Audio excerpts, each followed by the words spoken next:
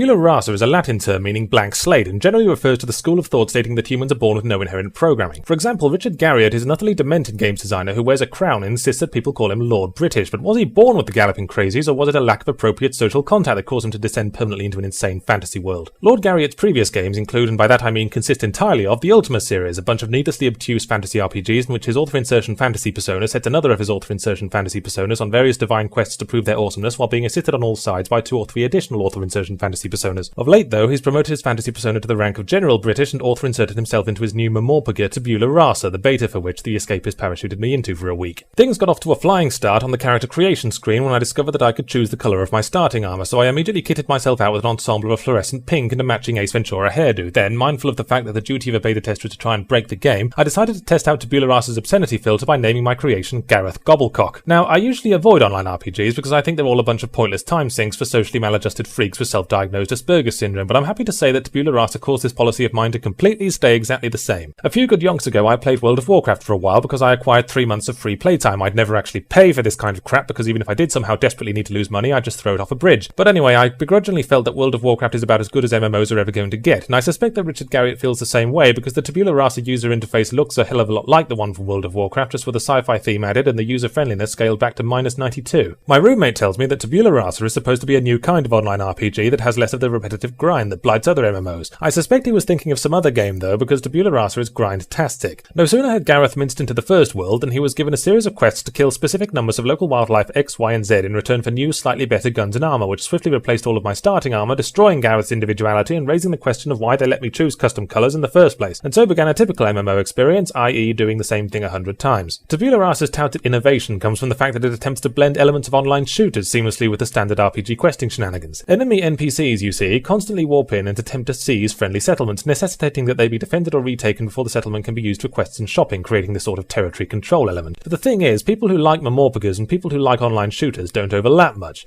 MMORPGs tend to be more intelligent. Okay, I can't finish that sentence with a straight face. Alright, so they're a lot slower paced compared to your average Counter-Strike player's foamy-mouthed gibbering daily life, and in this game the shooter enthusiast is going to be pissed off by all the roundabout leveling up tomfoolery, while the RPG enthusiast is going to be pissed off when they come back to base to finish a quest and find that it is now an evil alien self-service restaurant. To me it all smacks of a typical problem in the media, in that rather than focusing on pleasing a particular audience, designers try to please as many people as possible and just end up giving a blanketly mediocre experience for all. So what exactly am I saying? Well, don't fix what isn't broke, I suppose. Taking a format that has proved a massive success and gluing on extra bits rarely causes the coveted lightning to strike twice. Talking about removing grind from MMOs is all very well until you think about it, because grind is the only thing that keeps people playing MMOs for so long, and removing it will be like removing the crazy from Richard Garriott. Besides, every MMO so far has its grind right up the bum, and it doesn't seem to stop people playing them. Some people just like that sort of thing, I guess. Some people also find fat people sexy. I don't understand them myself, but then most people don't understand why I like putting lettuce around my cock and hiding it in other people's salad.